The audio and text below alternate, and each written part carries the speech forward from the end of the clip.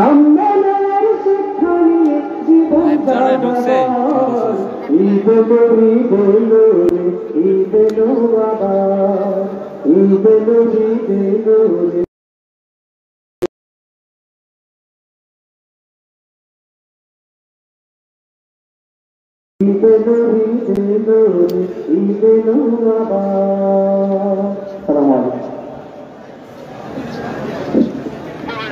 السلام عليكم ورحمة الله وبركاته. الحمد لله رب العالمين، الحمد لله الذي فضلنا على كثير من عباده المؤمنين، والصلاة والسلام على سيد الأنبياء والمرسلين وعلى آله وصحبه أجمعين. সম্মানিত মুসল্লিয়ে কেরাম, ঐতিহাসিক সুরাইয়া ঈদগাহ মাঠে 178তম ঈদুল ফিতরের সালাত আদায়ের জন্য 198তম ঈদুল ফিতরের জামাত আদায়ের জন্য আল্লাহ রাব্বুল আলামিন আমাদের সুযোগ দিয়েছেন, তৌফিক দিয়েছেন। এই জন্য সবাই মন খুলে বলে আলহামদুলিল্লাহ। রাসূলুল্লাহ সাল্লাল্লাহু আলাইহি ওয়াসাল্লামের দুরূদ ও সালাম পেশ করছি সাল্লাল্লাহু আলাইহি ওয়াসাল্লাম। এই পর্যায়ে আপনাদের সামনে আলোচনা নিয়ে আসছেন ইসলামী বিশ্ববিদ্যালয়ের আল হাদিস ও ইসলামিক তারিখ বিভাগের সম্মানিত professor doctor Mujahidur Rahman sir. কিশোরগঞ্জের কৃতি সন্তান অধ্যাপক মুজাহিদুর রহমান স্যারকে আমাদের উদ্দেশ্যে আলোচনা নিয়ে আসার জন্য বিনীত অনুরোধ করছি।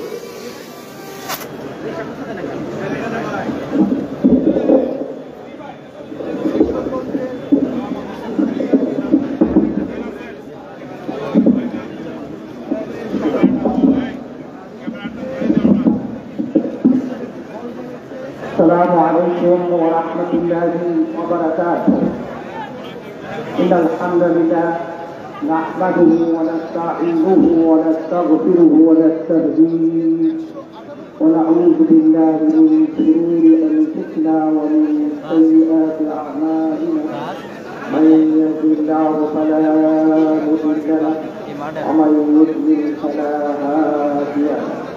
وأشهد أن لا إله إلا الله وحده لا شريك له وأشهد أن محمدا عبده ورسوله. أما بعد، فأيها الإخوة الكرام، قال الله عز وجل في كتابه الكريم: شهر رمضان الذي أنزل فيه القرآن هدى للناس وبينات من الهدى والفرقان فمن شهد منكم الشهر فليصم.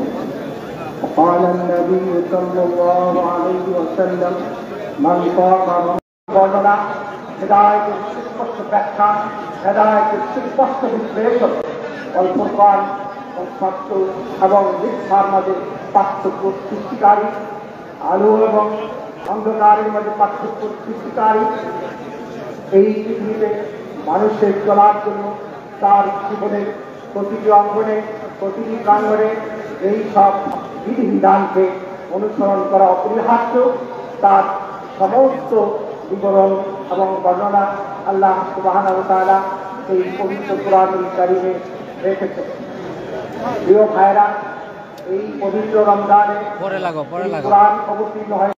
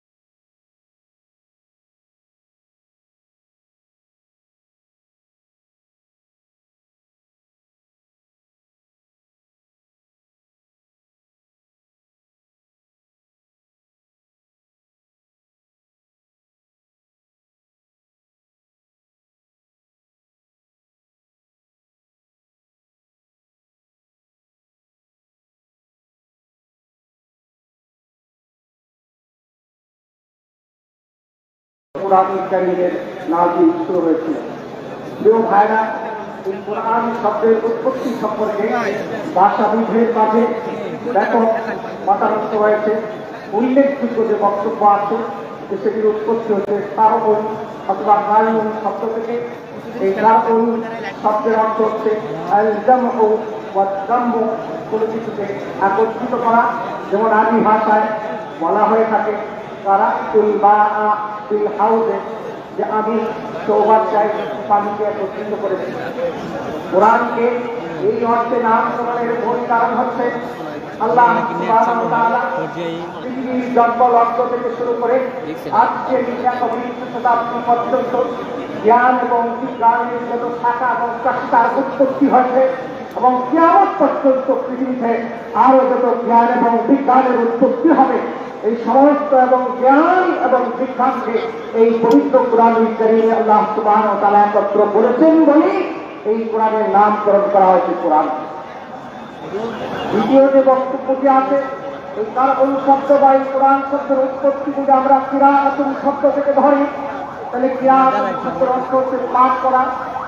যেহেতু এই পৃথিবীর সৃষ্টিলগ্ন থেকে কিয়ামত পর্যন্ত এই পৃথিবীতে সর্বাধিক পবিত্র যে গ্রন্থ, সেই গ্রন্থ হচ্ছে পবিত্র কোরআনুল কারীম। এই পবিত্র কোরআনুল কারীমের লক্ষ লক্ষ শতাধিক কোরআন পৃথিবীতে আছে। প্রতিনিয়ত প্রতি মুহূর্ত এই 24 ঘন্টার একটি মিনিট বা একটি সেকেন্ড, একটি মুহূর্ত নেই যেই মুহূর্তে এই পৃথিবীতে পবিত্র কোরআনুল কারীমের তেলাওয়াত হচ্ছে না, এরকম একটি মুহূর্ত আমরা শুনতে পাবো। এই পবিত্র কোরআনুল কারীম আল্লাহ তাআলার পক্ষ থেকে বিশ্ব মানবতার জন্য হেদায়েত স্বরূপ এসেছে। অতএব এই কোরআন হচ্ছে সবচেয়ে বড় নিয়ামত আমাদের কাছে। হিদায়াত হচ্ছে আকবরী নিয়ামত। এই মানবতার জন্য আল্লাহ তাআলার পক্ষ থেকে হেদায়েত, এই হেদায়েত আল্লাহ তাআলার বড় নিয়ামত। তার চেয়েও বড় নিয়ামত হচ্ছে এই পবিত্র কোরআনুল কারীম। প্রিয় ভাইরা, এই পবিত্র রমজানের কোনো গুরুত্ব, কোনো মাহাত্ম, কোনো মর্যাদা ছিল না। এই রমজানের গুরুত্ব এবং মর্যাদার মূল কারণ হচ্ছে এই মাসে আল্লাহ তাআলার পক্ষ থেকে এই তার কিতাব, এই কোরআন অবতীর্ণ হয়েছে। প্রিয় ভাইরা, আমরা জানি এই রমজানের একটি রাত আছে, ইন্না আনজালনাহু ফী লাইলাতুল কদর। আল্লাহ তাআলা বলছেন যে আমরা এই কোরআনকে লাইলাতুল কদরে অবতীর্ণ করেছি এবং এই লাইলাতুল কদরের গুরুত্ব সম্পর্কে কোরআন বলছে যে খায়রুম মিন আলফি শাহর, 1000 মাস থেকেও এই রাত উত্তম। এই রাতের কোনো স্পেশালিটি নেই। এই রাতকে যদি আপনি আমাদের অনন্য 365 দিনের অনন্য রাতের সাথে আপনি তুলনা করেন, তাহলে এই রাত এবং অনন্য রাতের মধ্যে ভাবছিক কোনো পার্থক্য খুঁজে পাবেন না। পার্থক্য একটি, সেটি হচ্ছে পবিত্র কোরআনুল কারীম আল্লাহ তাআলার পক্ষ থেকে এই রাতকে পৃথিবীর মানুষের জন্য অবতীর্ণ করা হয়েছে। ইন্না আনজালনাহু ফী লাইলাতিন মুবারাকাহ। আল্লাহ সুবহানাহু ওয়া তাআলা লাওহে মাহফুজ থেকে দুনিয়ার আকাশের বাইতুল ইজ্জতে এই রমাদানের 25 তারিখ অথবা রমাদানের 27 তারিখ লাওহে মাহফুজ থেকে একসাথে কোরআনকে সেদিন অবতীর্ণ করা হয়েছে এবং সেই বাইতুল ইজ্জত সমাজ দুনিয়া থেকে জিবরাইল আলাইহিস সালামের মাধ্যমে মুহাম্মদুর রাসূলুল্লাহ সাল্লাল্লাহু আলাইহি ওয়াসাল্লামের দীর্ঘ 23 বছরের নবুয়তী জীবনে পর্যায়ক্রমে এই কোরআন পৃথিবীর মানুষের বিভিন্ন সমস্যার সমাধান দেওয়ার জন্য এই কোরআন এসেছে আপনার আমার জীবনে জন্ম থেকে শুরু করে মৃত্যুই নয়, আপনার জীবনের প্রতিটা অংশ। أعوذ بالله من الشيطان الرجيم. بسم الله الرحمن الرحيم. شهر رمضان الذي أنزل فيه القرآن. صدق الله المولانا العظيم. اللهم صل على محمد وعلى آل محمد كما صليت على إبراهيم وعلى آل إبراهيم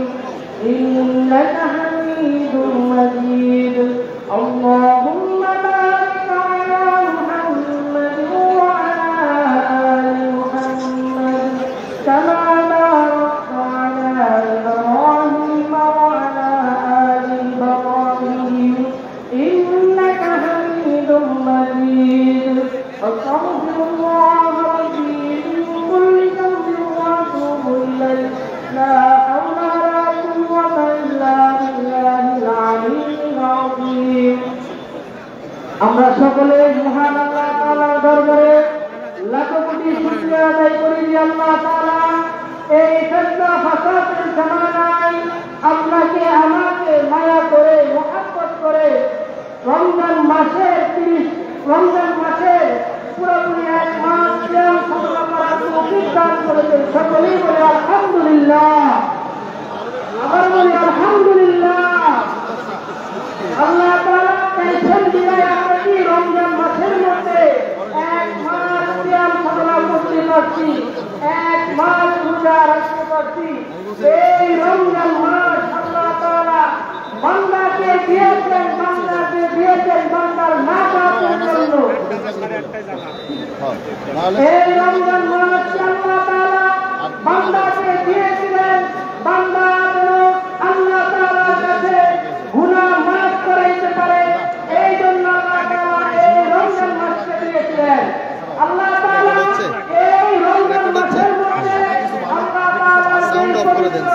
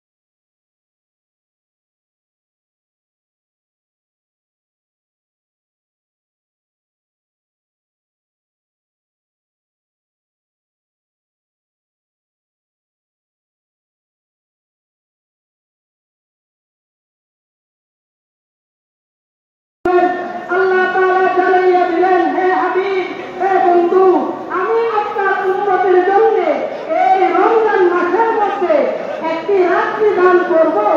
ওই রাত্রির মধ্যে যদি আপনার উম্মত আমল করে আমি আল্লাহ তাআলা আপনার উম্মতকে হাজার মাসের চাইতে উত্তম আমলের সওয়াব দান করব। বলেন না সুবহানাল্লাহ। এই রমজান মাসটাকে আল্লাহ তাআলা বান্দাকে প্যাকেজ হিসেবে দিছে, কেমন প্যাকেজ হিসেবে দিছে। কিন্তু চিন্তা করে দেখেন 11 মাসের মধ্যে যদি দিনের বেলা খাবার খান কোনো হিসাব দিতে হবে না।